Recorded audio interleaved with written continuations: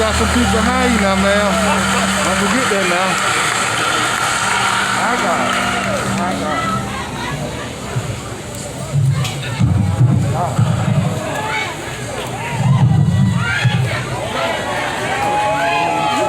James wrote to the believers. Excuse me, man. Consider it pure joy, my brothers and sisters, whenever you face trials of many kinds, because you know that the testing of your faith produces perseverance. Let perseverance finish its work, so that you may be mature and complete, lacking nothing. It is a great honor to be back in Ebenezer Baptist Church, in the pulpit of its greatest pastor, Dr. Martin Luther King Jr., to pay my respects to perhaps his finest disciple,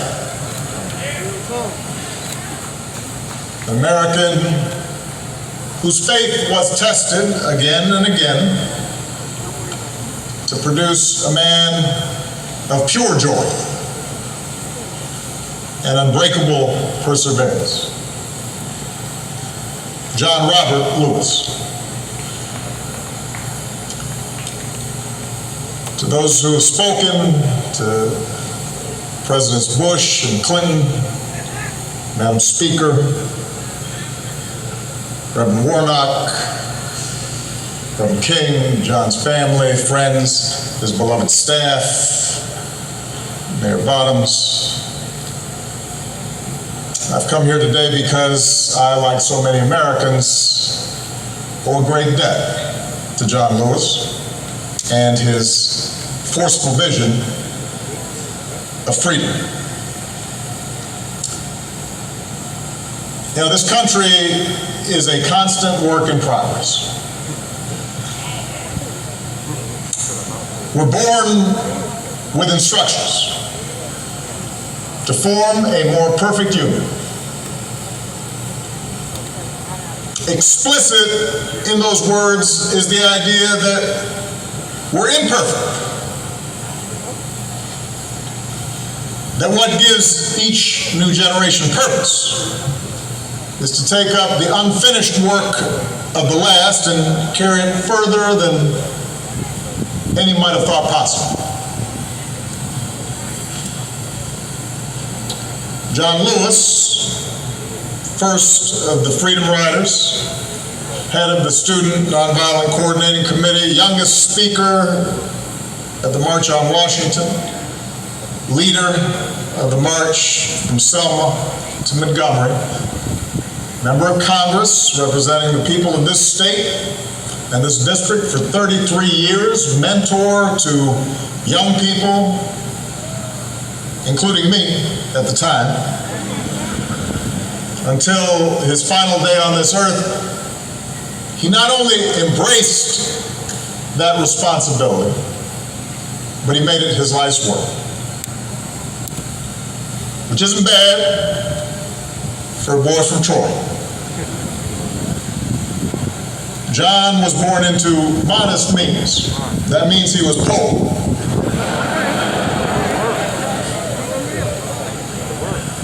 In the heart of the Jim Crow South, to parents who picked somebody else's cotton. Apparently he didn't take to farm work. On days when he was supposed to help his brothers and sisters with their labor, he'd hide under the porch and make a break for the school bus when it showed up. His mother, Willie Mae Lewis, nurtured that curiosity in this shy, serious child. Once you learn something, she told her son, once you get something inside your head, no one can take it away from you.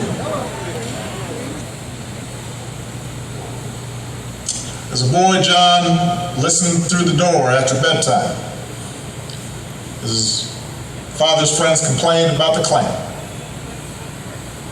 One Sunday as a teenager, he heard Dr. King preach on the radio. As a college student in Tennessee, he signed up for Jim Lawson's workshops on the tactic of nonviolent civil disobedience.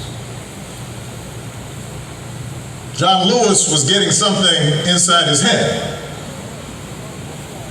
an idea he couldn't shake, took hold of him, that nonviolent resistance and civil disobedience were the means to change laws, but also change hearts and change minds and change nations and change the world. So he helped organize the Nashville campaign in 1960. He and other young men and women sat at a segregated lunch counter, well-dressed, straight back, refusing to let a milkshake poured on their heads or a cigarette extinguished on their backs or a foot aimed at their ribs. Refused to let that dent their dignity and their sense of purpose. And after a few months, the Nashville campaign achieved the first successful desegregation of public facilities in any major city in the South. John got a taste of jail for the first, second, third, well, several times. But he also got a taste of victory, and it consumed him with righteous purpose. And he took the battle deeper into the South. That same year, just weeks after the Supreme Court ruled that segregation of interstate bus facilities was unconstitutional, John and Bernard Lafayette bought 2 tickets, climbed aboard a Greyhound, sat up front, and refused to move. This was months before the first official freedom rides. He was doing a test. Trip was unsanctioned. Few knew what they were up to. And at every stop through the night, apparently, the angry driver stormed out of the bus and into the bus station. And John and Bernard had no idea what he might come back with, or who he might come back with.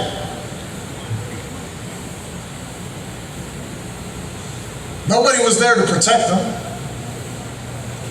There were no camera crews to record events.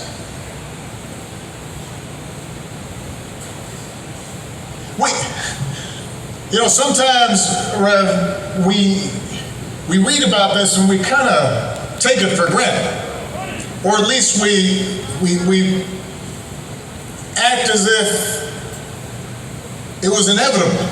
Imagine the courage of 2 people Malia's age, younger than my oldest daughter, on their own, to challenge an entire infrastructure of oppression. John was only 20 years old, but he pushed all 20 of those years to the center of the table, betting everything, all of it, that his example could challenge centuries of convention and generations of brutal violence and countless daily indignities suffered by African Americans. Like John the Baptist preparing the way. Like those Old Testament prophets speaking truth to kings. John Lewis did not hesitate, and he kept on getting on board buses and sitting at lunch counters, got his mugshot taken again and again, marched again and again on a mission to change America.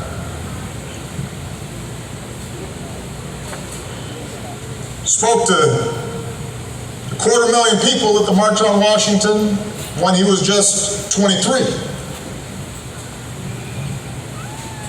Helped organize the Freedom Summer in Mississippi when he was just 24. At the ripe old age of 25, John was asked to lead the march from Selma to Montgomery. He was warned that Governor Wallace had ordered troopers to use violence. But he and Hosea Williams and others led them across that bridge anyway. And we've all seen the film and the footage and the photographs. President Clinton mentioned the trench coat, the knapsack, the book to read, the apple to eat, the toothbrush. Apparently, jails weren't big on such creature comforts. And you look at those pictures, and John looks so young, and he's small in stature. Looking every bit that shy, serious child that his mother had raised, and yet he's full of purpose. God's put perseverance in it. And we know what happened to the marchers that day. Their bones were cracked by billy clubs. Their eyes and lungs choked with tear gas. They knelt to pray, which made their heads easier targets. And John was struck in the skull, and he thought he was going to die. Surrounded by the sight of young Americans gagging and bleeding and trampled. Victims in their own country of state-sponsored violence. And the thing is, I imagine initially that day, the troopers thought they'd won the battle.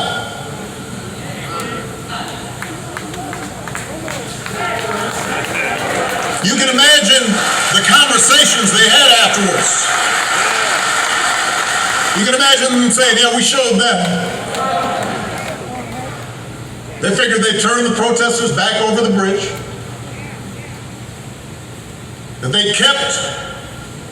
That they preserved a system that denied the basic humanity of their fellow citizens. Except this time there were some cameras there.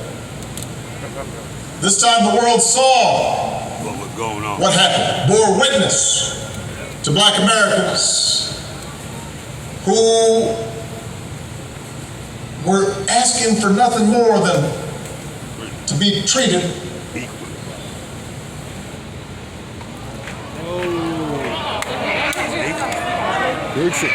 just equal treatment, promised to them a century before, and almost another century before that. And when John woke up and checked himself out of the hospital, he would make sure the world saw a movement that was, in the words of Scripture, hard-pressed on every side, but not crushed. Perplexed, but not in despair. persecuted but not abandoned, struck down but not destroyed.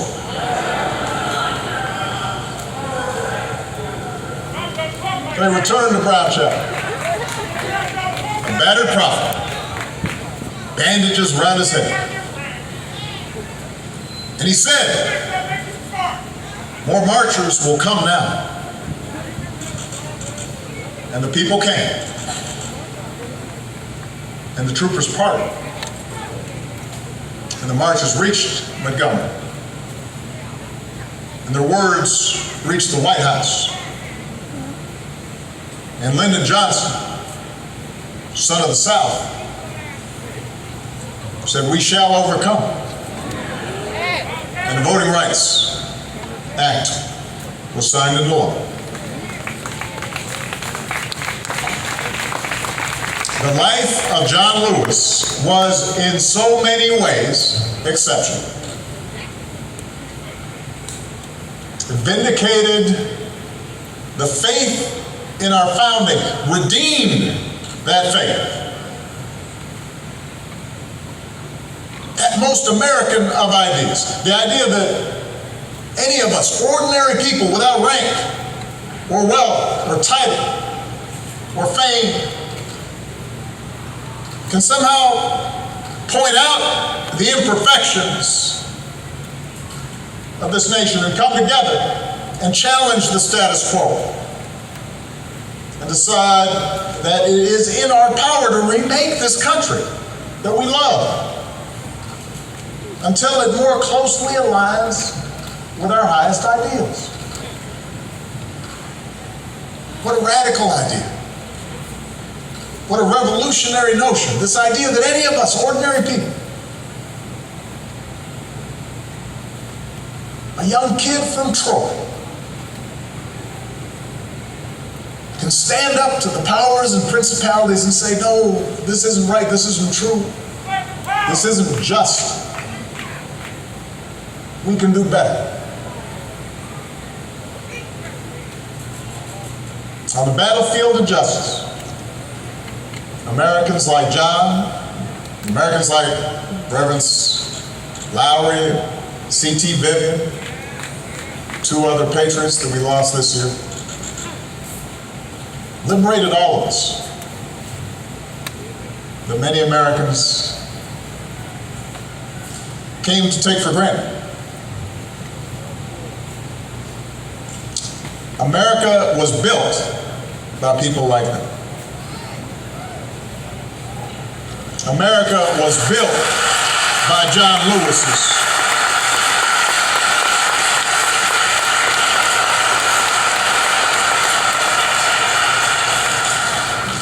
He, as much as anyone in our history, brought this country a little bit closer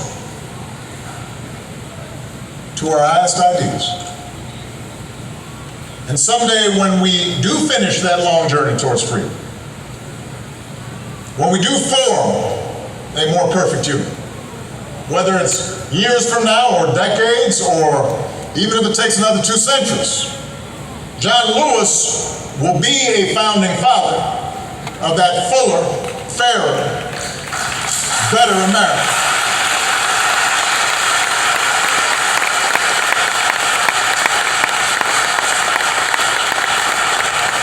And yet, as exceptional as John was, here's the thing, John never believed that what he did was more than any citizen of this country can do. I mentioned in the statement the day John passed, the thing about John was just how gentle and humble he was.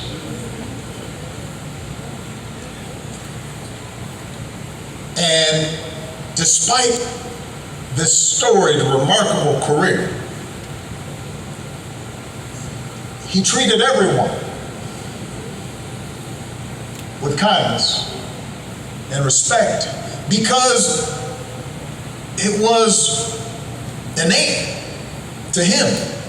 This idea that any of us can do what he did if were willing to persevere.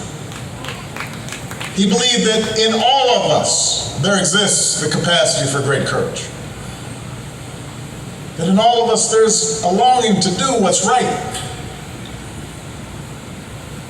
That in all of us there's a willingness to love all people and extend to them their God-given rights to dignity and respect.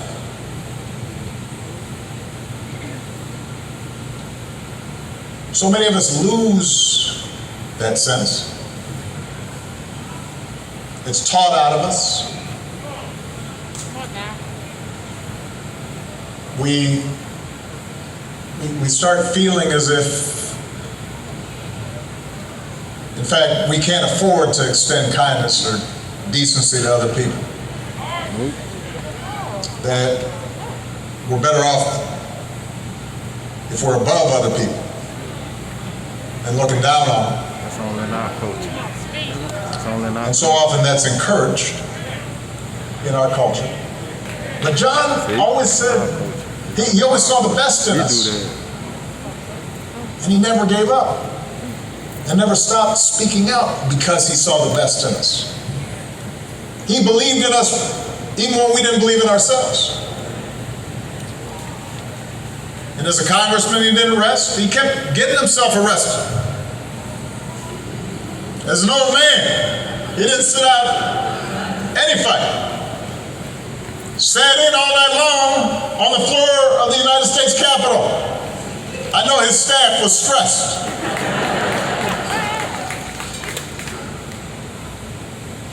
But the testing of his faith produced perseverance. He knew that the march is not over, that the race is not yet won, that we had not yet reached that blessed destination where we are judged by the content of our character. He knew from his own life that progress is fragile, that we have to be vigilant against the darker currents of this country's history, of our own history, with their whirlpools of violence and hatred and despair that can always rise again.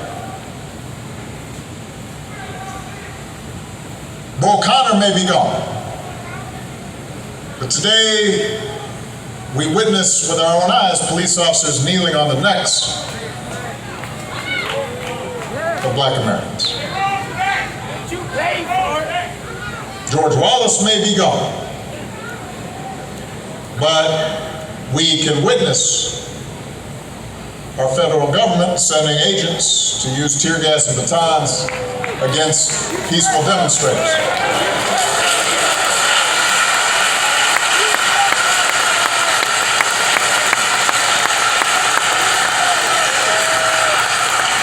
We may no longer have to guess the number of jelly beans in a jar in order to cast a ballot.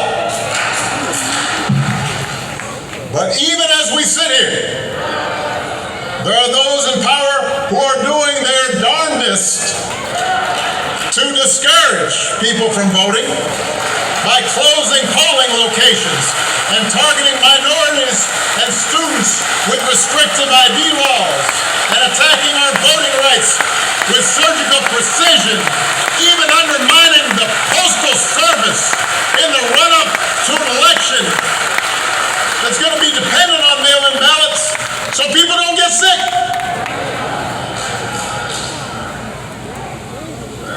Now, I know this is a celebration of John's life. There are some who might say we shouldn't dwell on such things. But that's what I'm talking about. John was devoted his time on this earth fighting the very attacks on democracy and what's best in America that we're seeing circulate right now.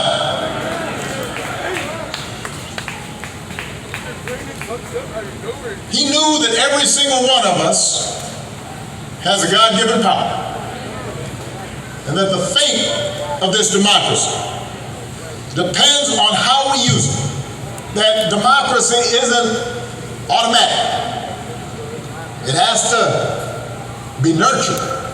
It has to be tended to. We have to work at it. It's hard. And so he knew that it depends on whether we summon just a measure of John's moral courage to question what's right and what's wrong and call things as they are. He said that as long as he had a breath in his body, he would do everything he could to preserve this democracy. And as long as we have breath in our bodies, we have to continue his cause. If we want our children to grow up in a democracy, not just with elections, but a true democracy, a representative democracy,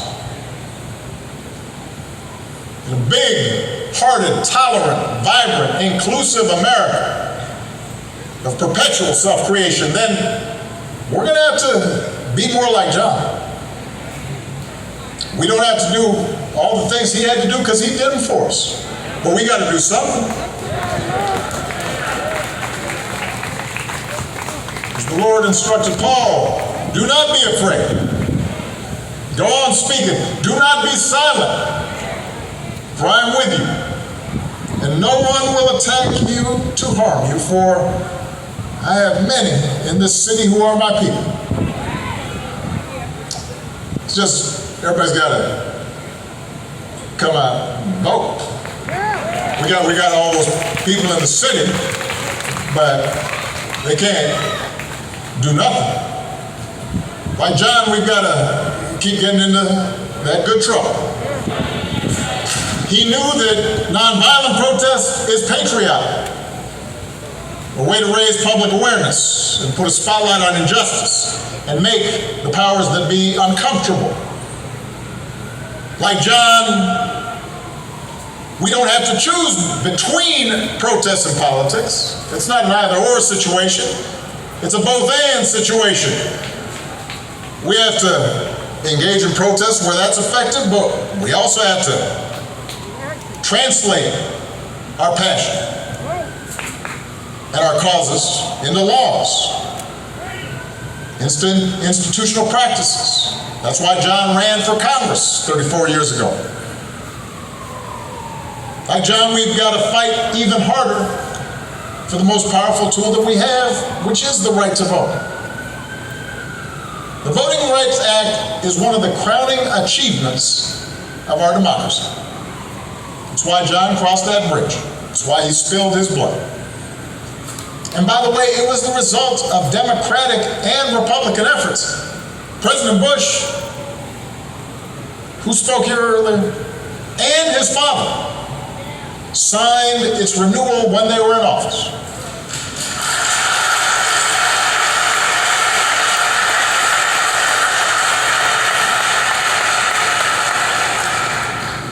President Clinton didn't have to because it was the law when he arrived, so instead he made a law to make it easier for people to register to vote.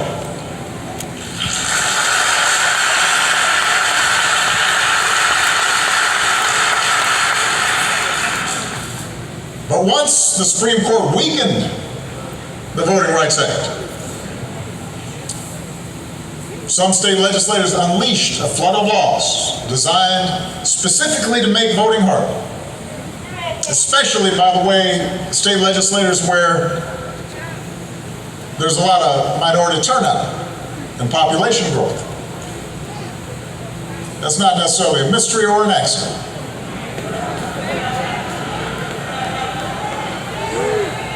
It was an attack on what John fought for. It was an attack on our democratic freedoms. And we should treat it as such. Man, he used to do what he wanted to do in office. If politicians want to honor John, and I'm so grateful for the legacy and work of all the congressional leaders who are here. But there's a better way than a statement calling him a hero. You want to honor John? Let's honor him by revitalizing the law that he was willing to die for.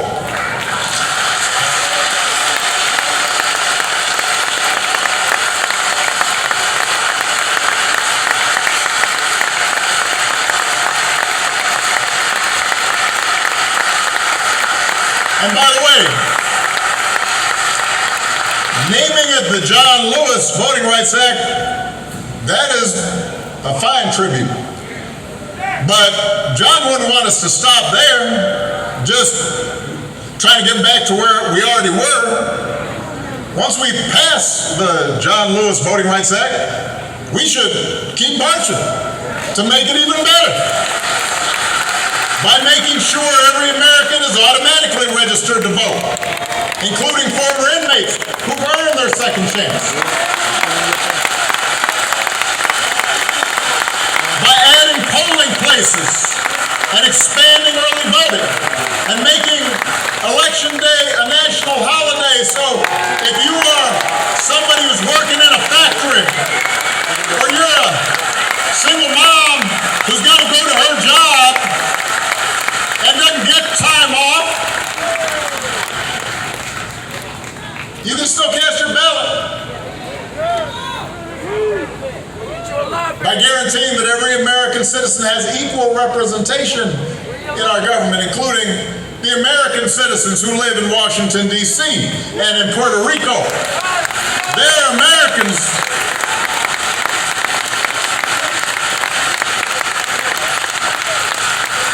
By ending some of the partisan gerrymandering so that all voters have the power to choose their politicians, not the other way around.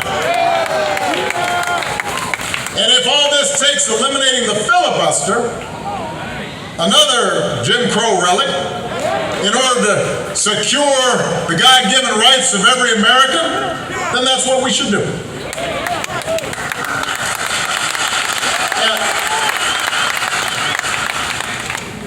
Even if we do all this, even if every bogus voter suppression law is struck off the books today, we've got to be honest with ourselves that too many of us choose not to exercise the franchise. Too many of our citizens believe their vote won't make a difference, or they buy into the cynicism that, by the way, is the central strategy of voter suppression, to make you discouraged, to stop believing in your own power. So we're also going to have to remember what John said. If you don't do everything you can do to change things, then they will remain the same. You only pass this way once. You have to give it all you have. As long as young people are protesting in the streets, hoping real change takes hold, I'm hopeful, but we can't casually abandon them at the ballot box. Not when few elections have been as urgent on so many levels as this one. We can't treat voting as an errand to run if we have some time. We have to treat it as the most important action we can take on behalf of democracy. Like John, we have to give it all we have.